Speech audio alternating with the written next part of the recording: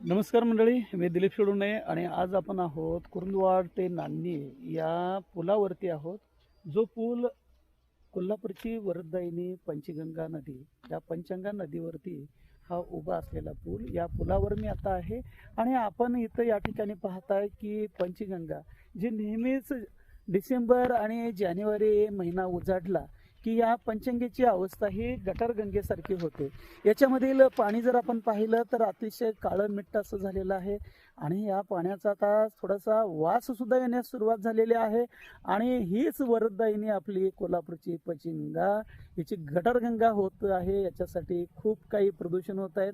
औद्योगिक ज्या काही संस्था आहेत, सहकारी साखर कारखाने आहेत, यांच्यातील आणि मोठ्या सिटी ज्या आहेत इचलकरंजी आणि कोल्हापूर यामधील सर्व आणि नदीकाठावरील सर्व गावांच्या गटारीचं पाणी या ठिकाणी मिक्स होऊन ही नदी आता जीवनदायिनी न राहता गटारगंगा होत आहे.